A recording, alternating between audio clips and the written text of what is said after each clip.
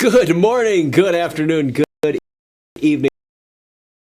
Questions and issues and discussions in our community, but provides you with some insight and some answers and some exploration, some learning experiences that you can take to your place of occupation and be a more effective ServiceNow administrator and developer.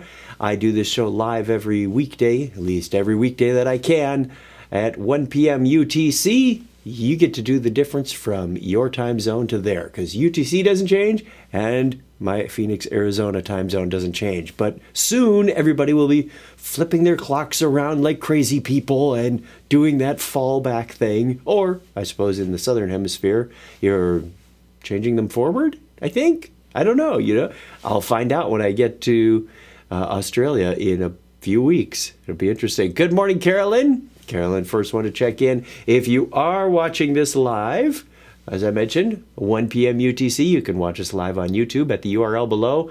If you subscribe there, you will get an alert, which hasn't come in yet, but I suspect it will soon. And not only that, but you get a lot of other great content. There were 3 videos in the last 2 days, things on CRM, things, Stephen Bell had one on Glide Aggregate. I think I was watching that from the airport on Monday or Tuesday. I can't remember now. But there's a lot of good content that's been coming down in this channel. Not just me, it's not just my channel, it's the YouTube ServiceNow community. And 1 second. All right, hopefully we got the mute button in time for that one. There's usually one sneeze in this show somewhere, and that was it. So, just to show you that it is being done live, it is being done in real time, and we have a lot of fun with that. YouTube, you can also watch on Twitch if you care to watch over there. Twitch.tv/NOWCommunity is the place to go for that. If you want a free personal developer instance running Istanbul, Jakarta, Kingston, or London. Got to get the right 3 releases now.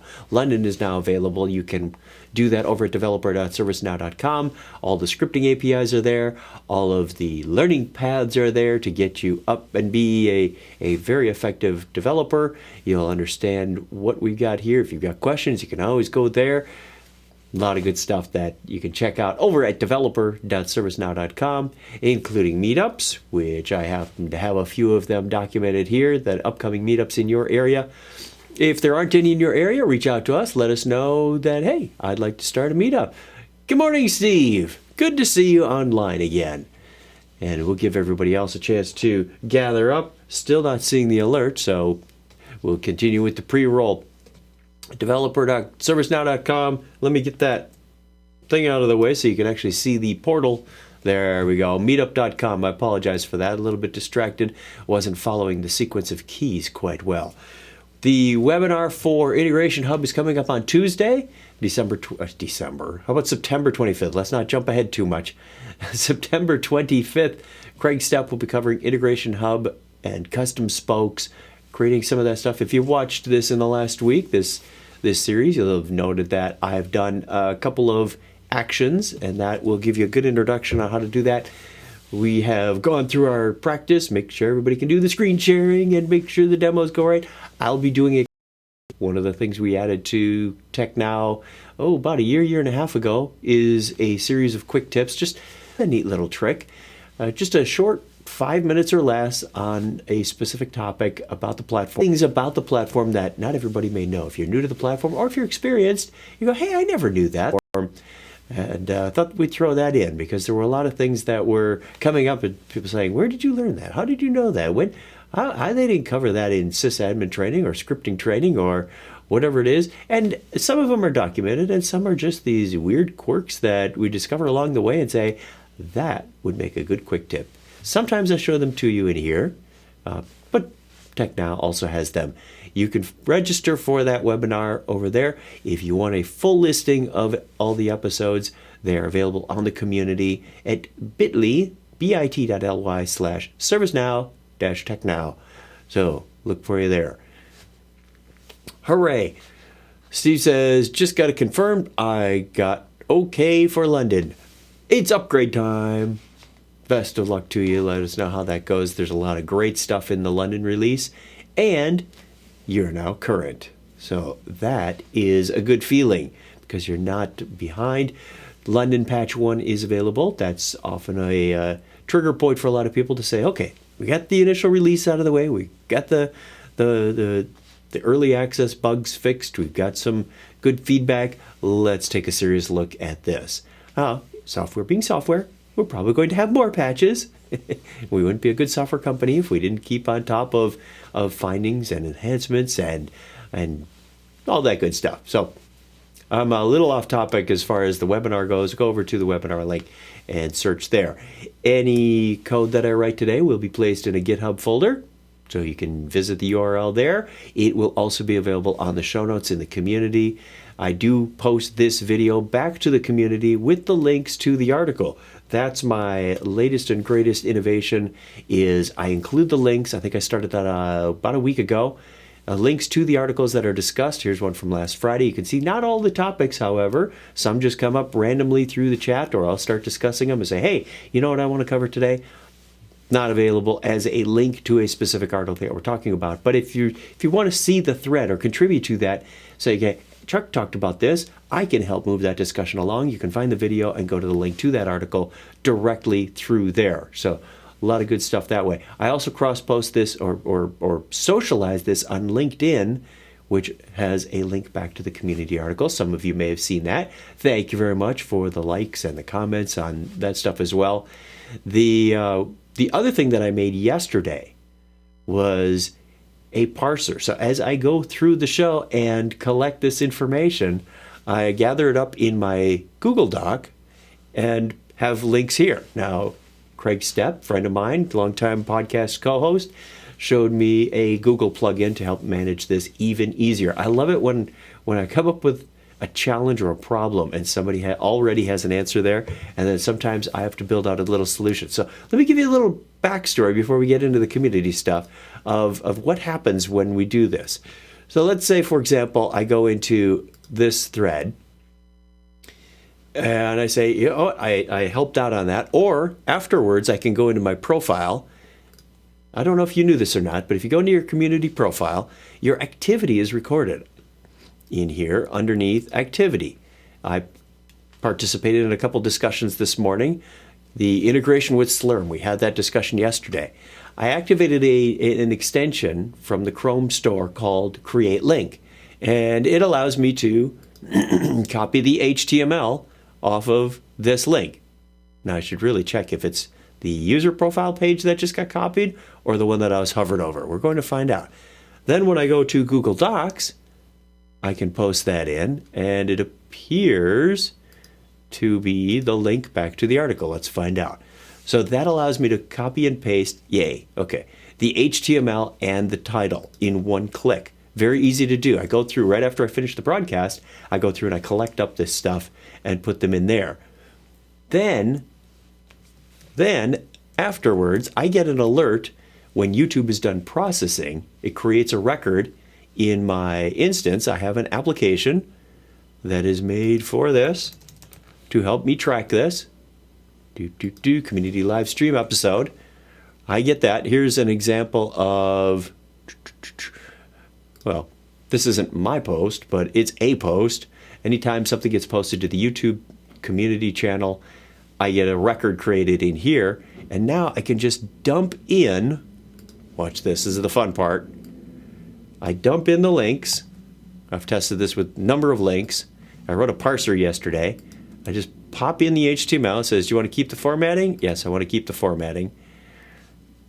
And if I have 12 of these things, save the record, and it will create my related list based on the parsed HTML topics. So what I get out of that is the text and the link. Now, when I post to YouTube, you'll see them as a line of text. If I post to the community, it will come up as the HTML that you see on the screen behind you. Why isn't it on the screen behind me? Did my screen sharer die? Uh-oh. We don't see anything on the screen. It's still showing. Oh, you know why? Sorry about that. I was on the static screen. I was fooled. All right. So let me show you that again. I apologize. That was just bad. There we go. All right. So during the community process, I go through and I go to community profile right after it's done. I go to the community profile and say, hey, what did I do? It's got this little history under activity in your profile. Create link with that plugin from Google. Okay, create link HTML. Let's say I went to another one. This one, I can do a create link HTML, and I copy those and paste those into Google Docs. Boom, boom, boom. Here's what Chuck did. We may cover another topic that is not on an article, like views and view rules. Then after the show, I go whoop. All right, and this is where ServiceNow comes in. I use ServiceNow to go into a record for this episode.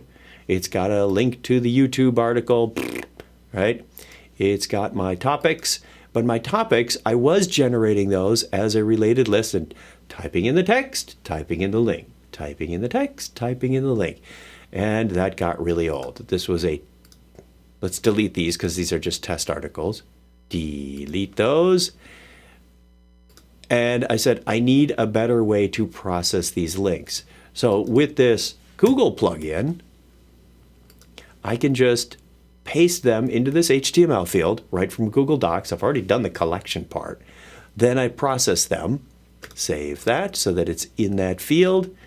And now I use my related link to parse the topic HTML, which takes the text and the links and everything else and puts them in a nice related list of text and link and what order they were in.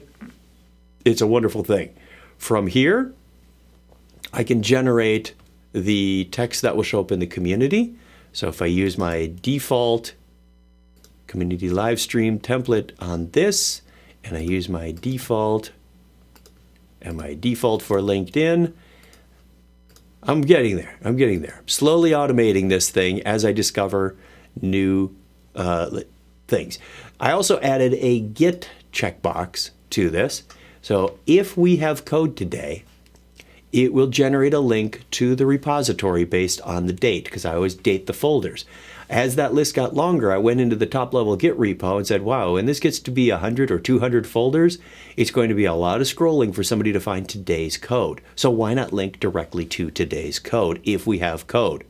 Once I've got those saved up, then another UI action appears to generate all of the text and all of the HTML for the various things. So in the community, I now have everything I need for the embedded article, including the web video. Makes it nice and consistent. I don't have to type anything by hand. I just copy and paste the HTML. For YouTube, I get a bulleted list of those topics that were covered. The link to the code snippets is right down to the specific folder.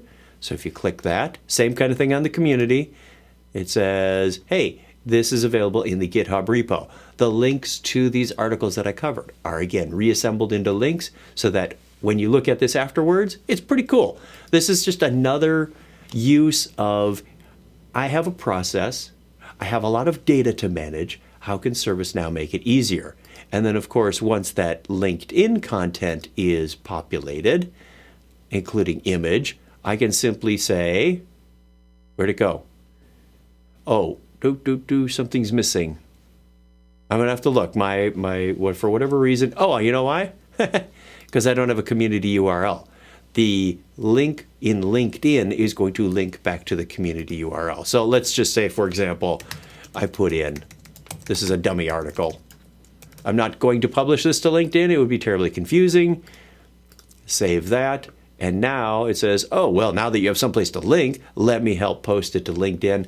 I built the API on Sunday to automatically post to LinkedIn via OAuth and a REST API. And it was a couple hours worth of research and experimentation. But then now it's just a few button clicks. I'm doing a lot of copying and pasting and click a couple of buttons. On Friday, this Friday for Live Coding Happy Hour, we're going to begin the Twitter integration. I had to apply for a Twitter developer account. Didn't know this. I thought the APIs were open and my account would allow me to do whatever I want. But you have to apply and you have to give this rationale of what you're building, what you're going to use it for.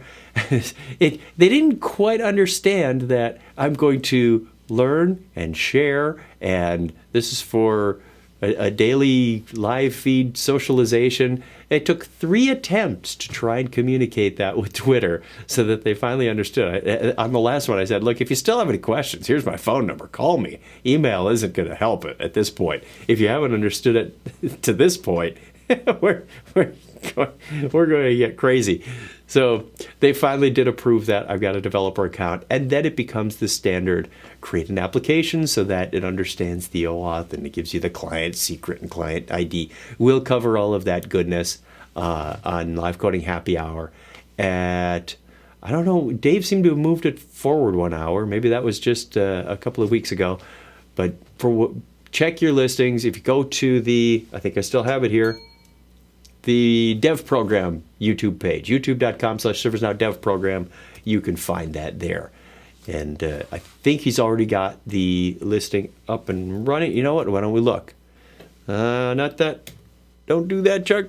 I'm pressing keys on the wrong keyboard, and I don't want my video stuff to go away. Let's try that again. A new tab on this keyboard.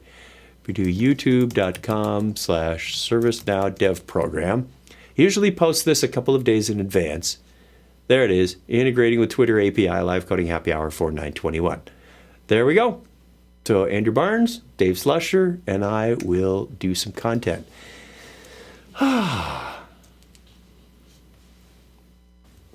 There we go. It's live. We can't edit. Well, I probably won't. Let's begin with the fun. Let's see what's in the community this morning. Get some inspired ideas, see what people have to say. My specialty is in custom applications, integrations, and the platform in general. So if you see me skipping over topics, it's not because I don't like you. It's because I probably don't have anything to contribute to that. I will often peek into these to get more of a sense, but due to time constraints on this show and how much time I've already spent blathering about things that I've built, I will get into that parsing a little bit. That was an interesting exercise yesterday. Override display value of fields from different tables that reference the sysuser table. Override display value of fields from different tables that reference. This comes up a lot of times. If I understand right, they want sysuser to appear as a user ID in one reference field, or they want sysuser to appear as a name in another and maybe an email address in another. It's not going to happen. There's no such thing that does that, and it would be terribly confusing to users if you did that. Now, that being said, what you could do is potentially extend the sysuser table. Don't add any fields, but just add overrides at that point and reference those extended tables. Could get you in a little bit of mess, but we'll find out. Hello, I have posted the same message as a reply to a posting from over a year ago, but I thought I should probably present this in a question to a larger group. I'm wondering about the display value override for specific tables, but dictionary overrides related list doesn't seem to show. For example, we have a username field on sysuser table, which is basically the user ID and not always the name, and have added variables or fields to show the name on various forms where we have them referenced in sysuser table. We cannot change the display value on this table because we have so much built, 10 years of work, congratulations and thank you, where the user ID and username both display. As we are implementing new products, i.e. PPM, these customers are wanting to stay mostly out of the box and not change various PPM forms that have sysuser referencing fields that can type the person's name in the field and autocomplete finds it. That feature is configured. But once it is selected, the display value of the user ID is not the name of as the PPM customers want to display. In order to give them the field that displays the name, we would have to add a custom field to the form. And I know the reference icon can show the name if they hover over it, but I'm trying to allow this display value override on this table. But I'm guessing it's not available due to it being a foundation type table. Not sure, but if anyone can help me understand the reasoning, or if I may be missing something, where it is able to be done, it would be awesome if you could share. Oh, that was a lot of reading. but I understand the problem. It's exactly as I suspected. Mark Stanger says, each table has a single display value. Mark's cool. Mark's smart. Trust him. Each table has a single display value that shows up in the reference fields throughout the system. While you can customize the autocomplete attributes and behavior of each individual reference field, the display value that shows in the reference field will always be the same for each reference field in the system. The only exception to this is on extended table, where an extended table incident, for example, can specify a different display value that overrides the one designated from the parent table, like task. Ta-da! There we go. I concur with Mark.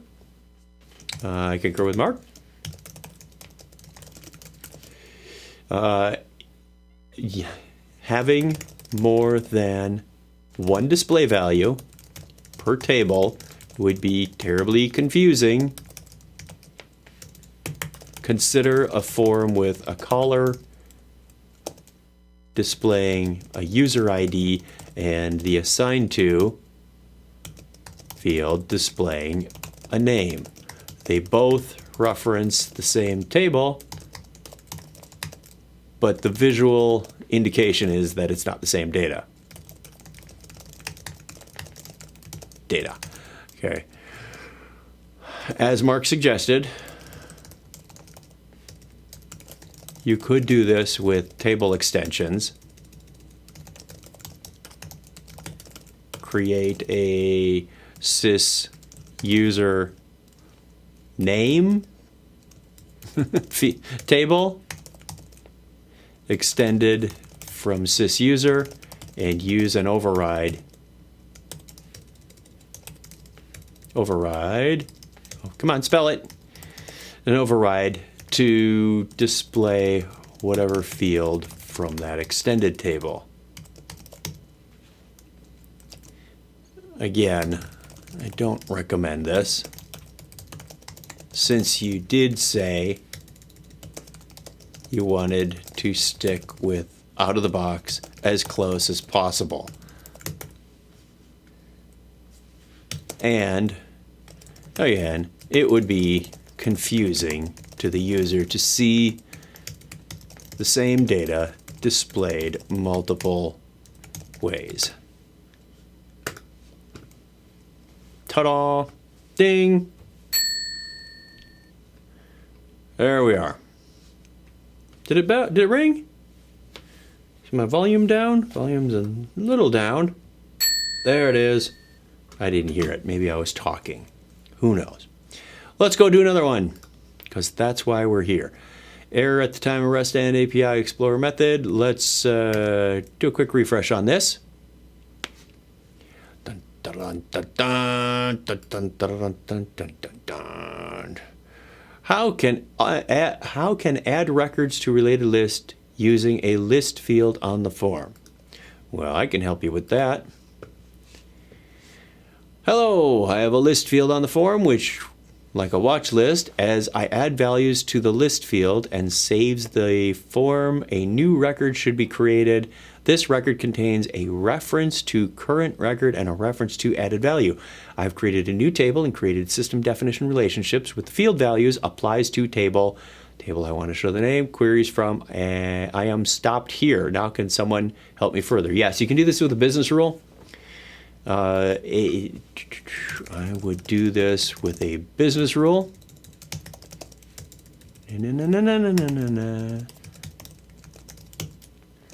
That checks the values in the list and checks a list field and checks the values in the related list and does a compare to see if anything has been added or removed from the list field, then updates the related list accordingly. It's not going to be easy, it's not going to be fun, but it is doable. This is where I invite you to take a look at script includes so you can break it down into atomic pieces of what's being checked and done. So sample business rule. Name, update related list. Active, true, insert, true, update, true. What am I missing? Table, your parent table with the list field on it. Condition, current dot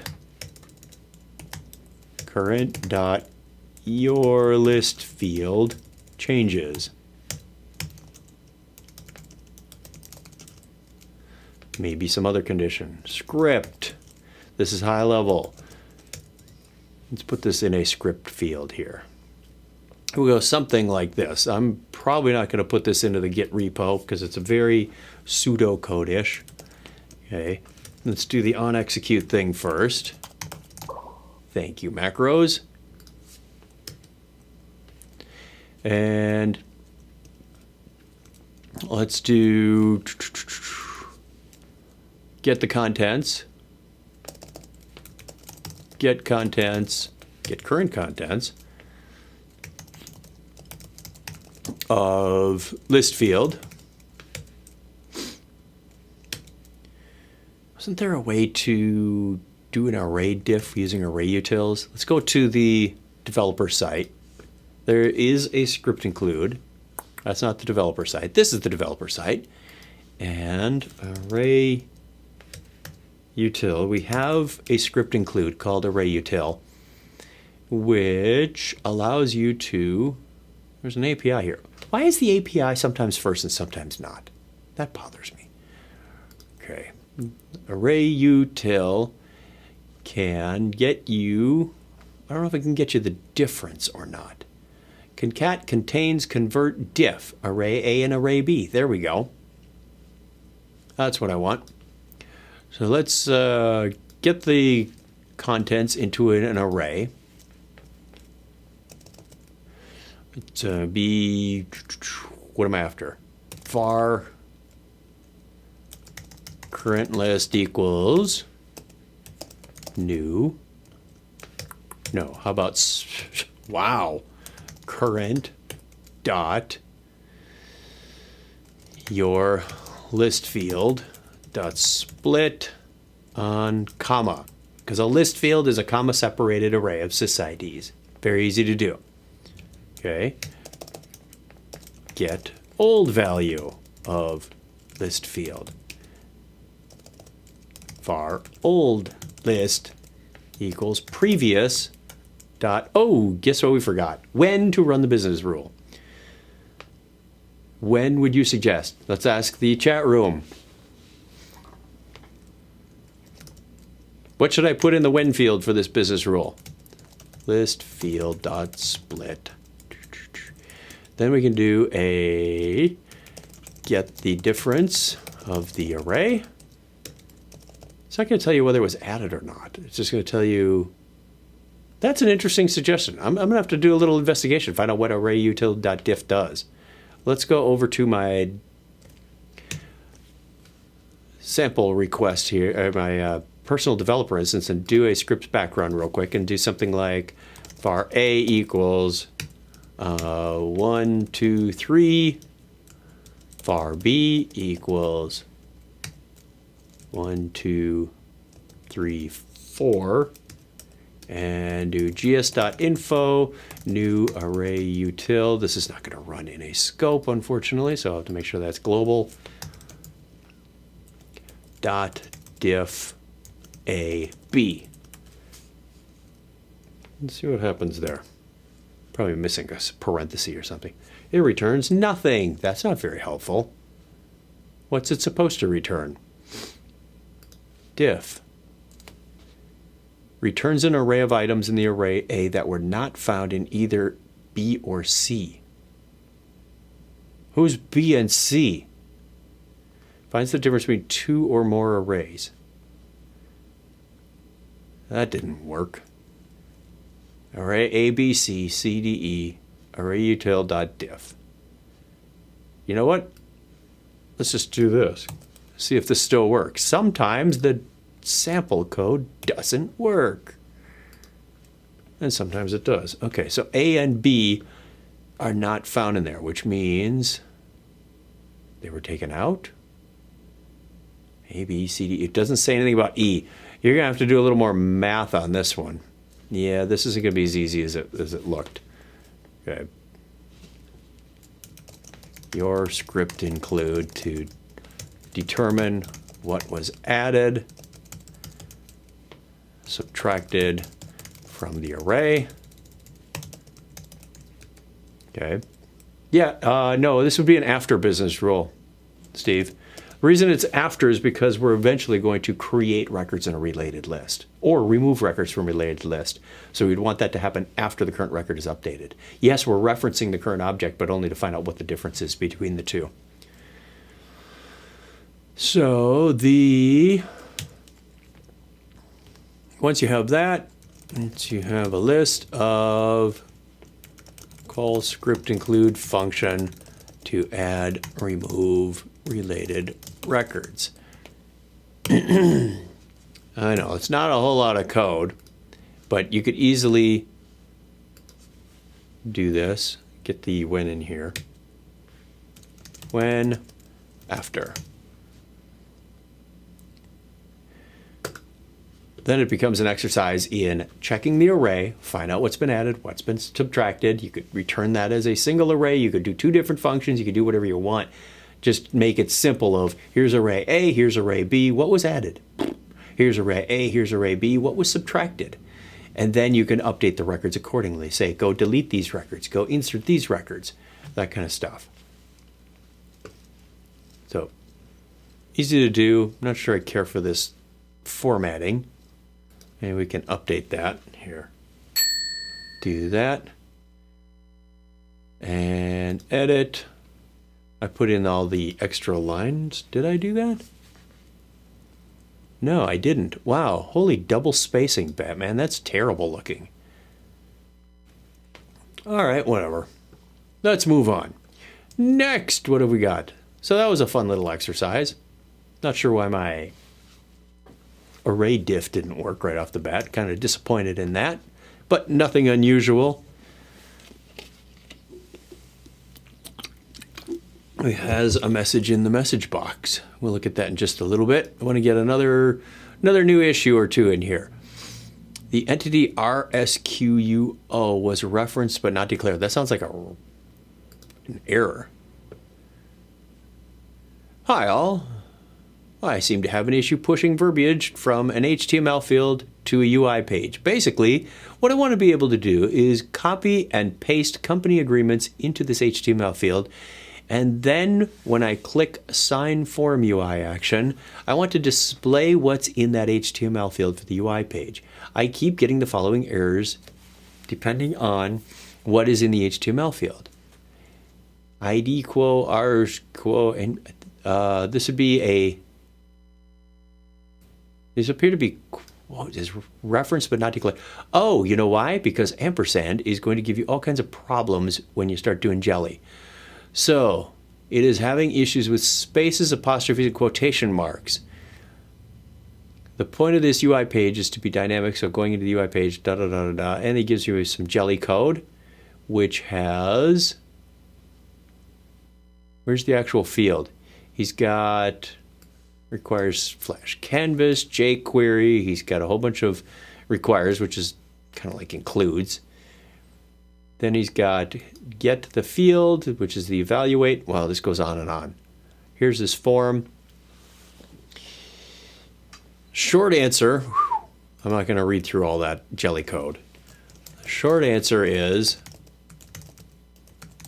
that the ampersand character is messing you up.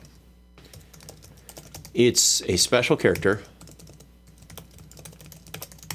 in jelly. You'll need to escape it somehow, I'm not sure how, to make it safe. This kind of gets into the whole backslash thing we were talking about yesterday. Did I make that small again? I should be at 150. There, 150. Sorry about that. A little hard to read on mobile devices, I know. If you're sitting on the train trying to read this as I go, God bless you. My eyes don't work that well. You need to be able to make it safe. In phase 1 processing, this is done with $amp. And in phase 2, $square bracket amp. I think that's what it was. I think that's it. Invite you to review the videos we did on Jelly in TechNow episodes 1, 2, and 3. 1, 2, and 3, because that's what I would have to do. And link to there. Done. There's another one. All right. It is 6:36. What do you think? One more? One more. One more new one. We'll go to the inbox, and then we'll go down a topical discussion that I wanted to cover with you. Let's do that. Up we go. Unreplied. Error at the time of the REST API Explorer from post method. Let's take a look at that. I'm not sure we're going to get anywhere with this. This one doesn't seem to be the clearest. Oh, and lots of code. Code is good as long as it doesn't overwhelm me. So, function, request body, employee ID. Shouldn't have to escape the quotes. I would use a single quote out here. Actually, what I would do is build the object using double quotes and then stringify the object. But new HTTP request, client.open. We're doing this all from where? Why aren't we using, what are we trying to do? Response to pre-flight request. What are we trying to do? That's the first question. First question. Hi. The first question is, what are you trying to do? Please explain the nature of the requirement so we can better understand if your approach is the correct one. Yeah. Smells like it might be a Glide Ajax thing. So is he doing this from the client? He's going to his dev instance, getting the information table, getting these couple of fields, sending a header, then doing a DOM manipulation. This just all looks all like totally not familiar with the right way to do things in ServiceNow. Okay. Probably a very good Java or JavaScript programmer, but isn't aware that, hey, there's server-side code, there's classes you can use on the client scripts. And that, now let's go to the inbox, see what we got. One message in the inbox, it wasn't there when I started the show, so this is obviously a reply from here.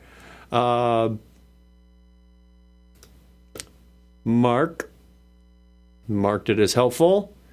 I like his answer as well. Someone marked his helpful. I will also mark his helpful. And I got a couple helpfuls here too. So don't know who that was besides Mark. But thank you very much. Helpful is a good way to say, yes, this was helpful. Doesn't quite get me the answer I want, but it was a good start for that information. If you are participating in the community, don't forget about marking things helpful. It's a very good way to let others know this is useful information. Similar kind of thing is the check mark or thumbs up on Stack Overflow, whatever it is other communities have. I think this is the best community in the world. All right. Topical discussion. Let me look into my bag of tricks. I mentioned that we talked all about what we're doing with that. However, I didn't tell you what was going on behind the scenes in the parsing. So I showed you at the top of the show that I can paste this content in here. And what I really wanted to do is make it very easy to generate this list. The first method I had was to use an embedded list, which of course lets me do list editing, and I can quickly insert a new row. I could do this with a related list or an embedded list to look better in the form. I said it's still too slow. If I have 12 topics, it takes forever. So I said, what if I just had a text field or an HTML field that I could dump stuff into and parse it? The parsing is what got a little more complex. So let me bring up Studio and show you my approach. A lot of the time was spent around regular expressions. And as I've noted before, I went to rubular.com. Dave Slusher put me onto this site. There are others you can use. And I said, give me some test HTML. What I wanted was to take the HTML out of here. Sometimes it had bullet items, sometimes it didn't. It was very interesting to see. I viewed the code and I said, great, paste that into Rubular as my test string. Now, how do I get, that is a function. That is not the code that I wanted. I wanted select all, no, select HTML. I don't know where it's getting the line numbers. Find, replace, start, search, copy, and paste. It's got some line numbers in here. I don't know what that crap is all about, but it's not going to affect me anyway. The HTML really looks like this. Okay, I want the link and the text. So the first thing I need to do is create a regular expression that would extract that for me. Now, I won't bore you with the whole process of how that was developed, but it was developed in here, in there, and I went to, let me go to the server development, script includes topic. That's my script include name because I'm parsing the topic. And in here I have this regular expression, which starts with a quote, because all good links do. And I will try to explain this if they don't have the little explainer thing on here. And here are my match groups. So it says is start with a quote. That's what I want because it's going to start with quote, HTTP. I got rid of the href thing. It's really, maybe an image might screw me up, but I'm not copying image links. I'm copying page links. So it's my data. I can trust it at this point that this won't refer to some external image. The link is going to start with a quote, and then everything between these two parentheses here is what's called a match group. And the match group has a pattern inside of it. And the pattern I'm looking for is https : // but slash is our special to regular expressions, so I need to escape those with a backslash. That's why this looks kind of like a W. // is the way I interpret // and then I say I want one or more characters but not a quote. So the brackets is a set of characters. I guess I could have put that in. No, I didn't need the character brackets, but in case I want to throw in another character that I want or don't want, I can add that.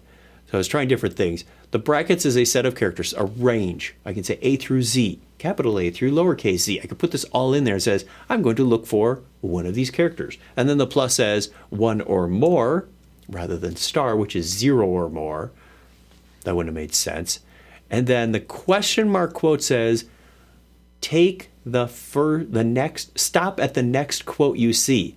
If I didn't have the question mark in there, it would get the last quote, in which case my link would have potentially other tags that are in the href tag. This was the tricky part to come out with. This is called non-greedy. You can find out more about this on our regular expression series in TechNow. I don't remember the numbers of those offhand. I don't reference them that often, but they are in that series at bit.ly/servicenow-technow. But this says, if I've got multiple tags in here, there was an href tag, there was a nofollow equals, there was a target equals, and they all had more quotes, it's going to get everything from the first quote to the last quote, so the question mark says, no. Take the next quote you see. And then anything else I really don't care about that closes out the tag. Then, of course, between the angle brackets is where you have the text for your link. And it closes with /a. Of course, with slash being special, it has to have a backslash in front of it.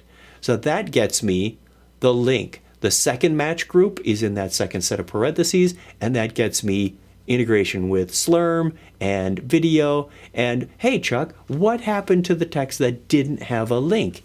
You've got views and view rules down here. Well, a second pass in the script, you can see how I'm employing this now. That's the regular expression. It says, if you found a match is going to be an array. If there was an array created, then start plucking things out of there. Of course, I assign a line count manually. I pull out the text. I pull out the link. The link, here's another crazy part. The link was getting some wicked translation of equal signs. Now, normally this would be okay, but these were not the equal signs that work in a URL. What happened is I had to write this translate function because I was getting sysid equals was turned into sysid ampersand hash 61 semicolon. I don't know why, I don't know where, I don't know who thought this was funny, but I didn't. If I take the HTML, let's take that sample HTML again. I'll show you what happened. And run it through that regular expression. Let's build a little text editor here. Var pattern equals slash, oops. Nope. Var HTML equals single quote there. Now that's a valid string. Sort of. Gonna have a little bit of a problem with the line returns in the editor. So let's just smash it all together because it really doesn't care. Oh wait, yes it does, because those are individual lines.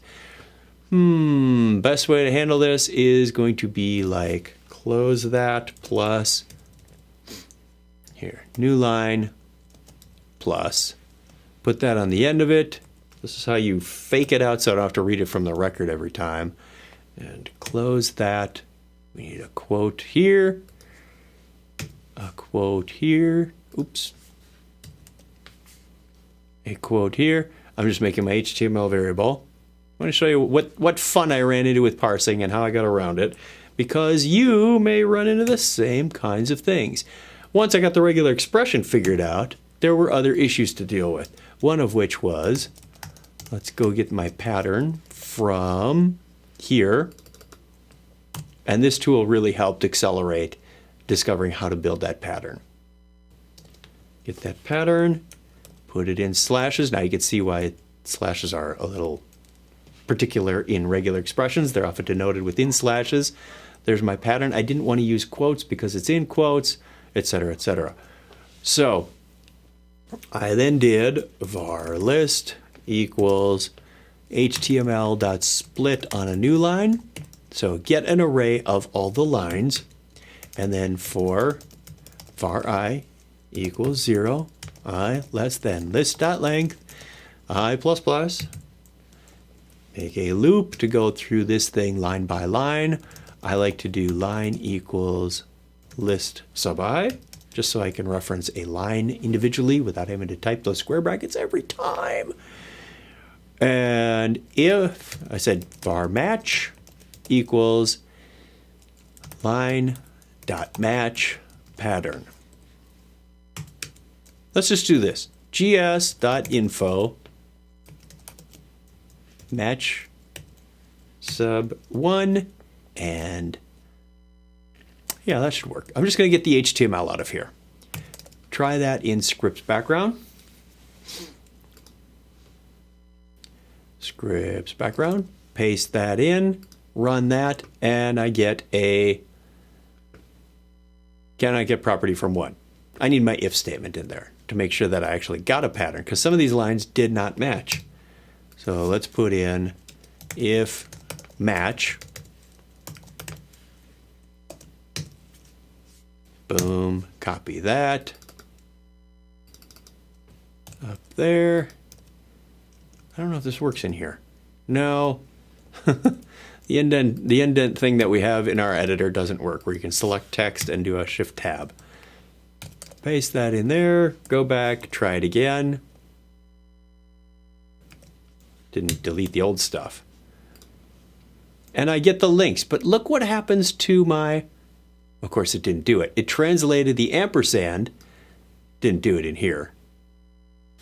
But I was getting sysid hash, this crazy 61 thing going on, and I had to write a translate function for that. I said, this is not the link that I really wanted. I don't know why it didn't appear here. Maybe it's something about when it saves it to the record. Whatever it was, when I got to this point in my episode list, where I had links, they were coming out as non-workable links. It said sysid ampersand hash 61 semicolon. So I slapped in a quick little translate function for that to just do a quick replace. I also replaced the ampersands with real ampersands so that it didn't say... It did work, but I just thought it was an uglier way to do that. Or did it work? Now I got to remember. Normally URLs are encoded with a percent notation with the ASCII value. %3D is in equals. That I would have accepted.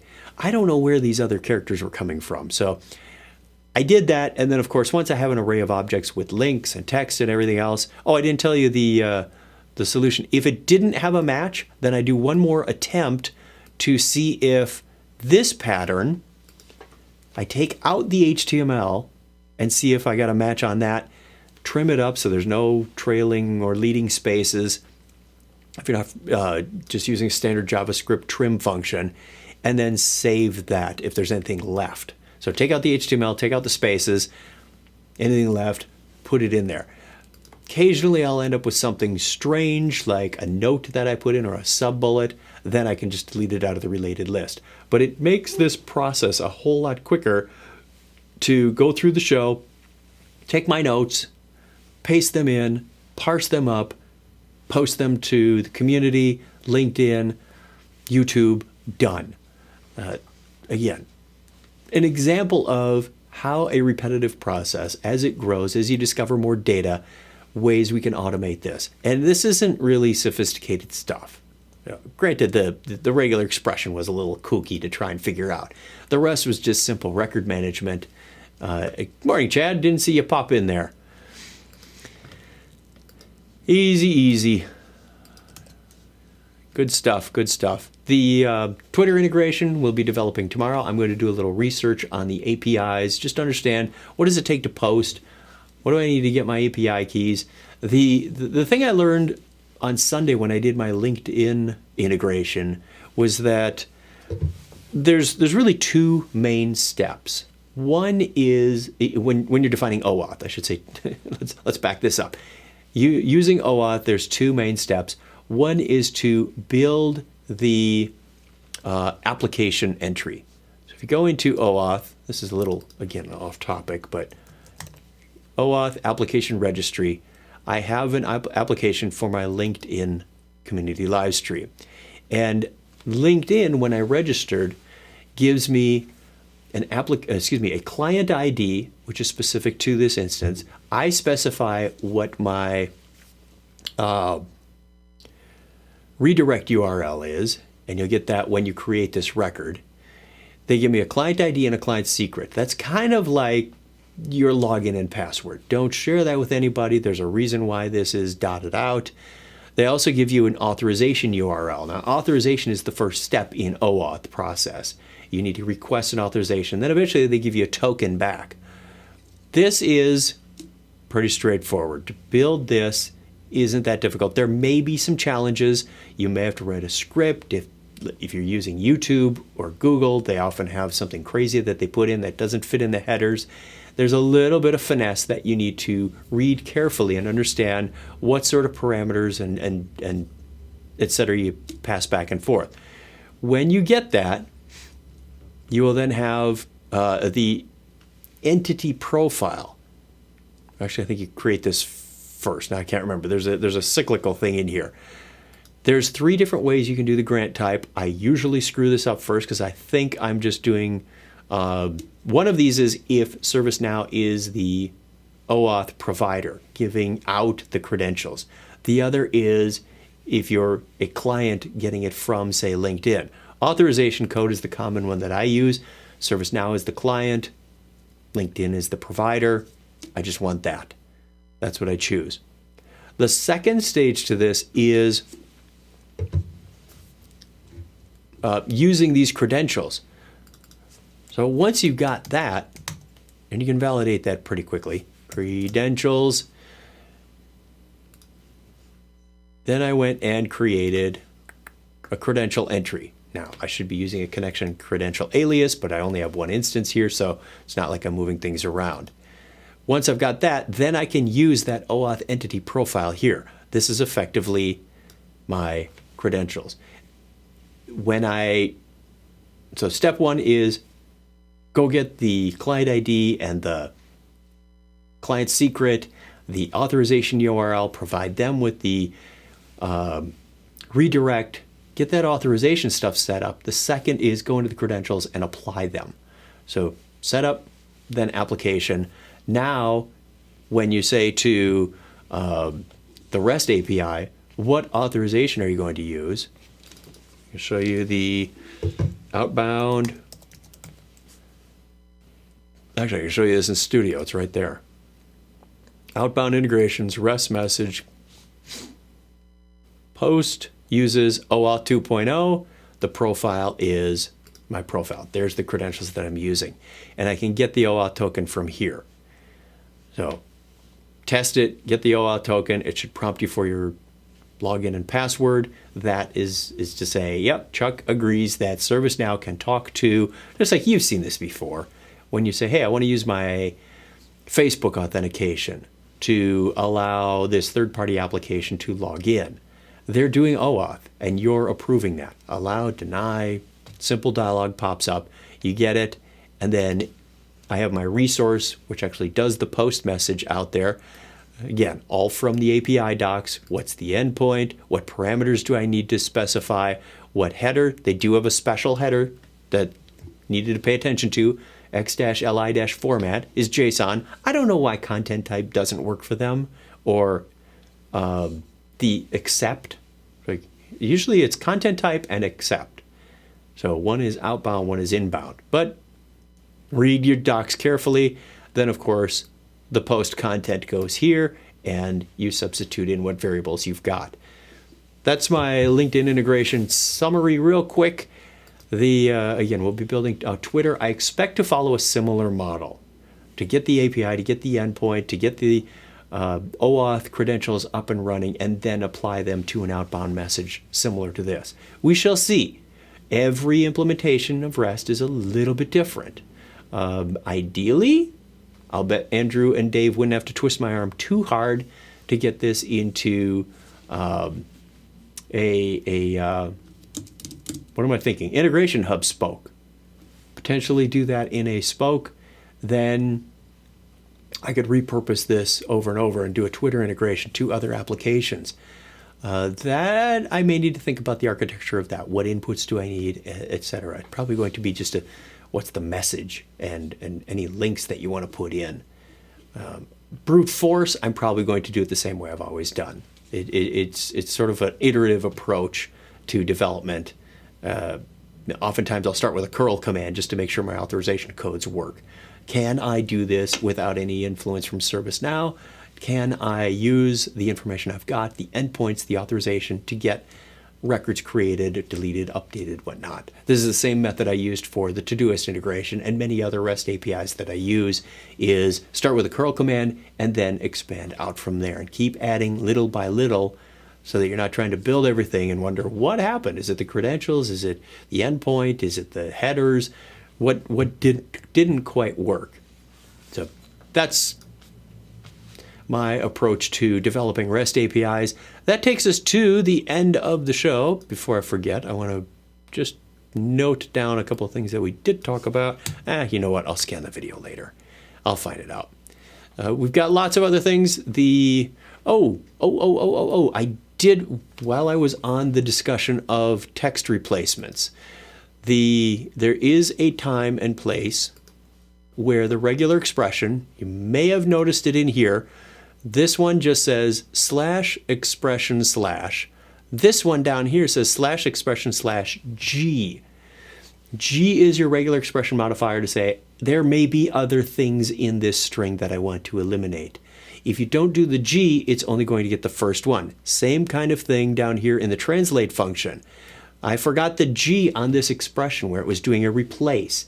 It was replacing all those #61s with an equal sign. And when I forgot the G, it only replaced the first one. No, there's a number of them. There's community, there's the ID for the page, ID equals. There's the sysid equals. There may be sysparm something equals. There may be multiple equals in the URL. I want to get them all. And it only got the first one. I went, oh, I forgot the G. So G is the global modifier. If you want to, let's do this. Let's go to bit.ly, ServiceNow TechNow, and it brings me to the index page. I am going to give you the number for that. Regular expressions is episodes 31 and 32. We did a couple of episodes on that where I talk about the modifiers. I talk about greedy. Great series that we did. Oh my, that was coming up on 2 years ago already. Seems like just yesterday. So good information if you want to reference, you want to learn more about regular expressions and how they're used in ServiceNow. A lot of them are in standard JavaScript notation. So in the match function, in the replace function, they're all there. So examples are throughout there. I am done with this today. Let me get back there. That's the end. Hope you enjoyed Retro Thursday, Throwback Thursday, whatever you want to call it, with the old bow tie making an appearance. I had fun, and with any luck, I will see you again tomorrow. So be sure if you learned something, click that like button on the video, and I will talk to you again tomorrow. Take care. Have a good day. Bye.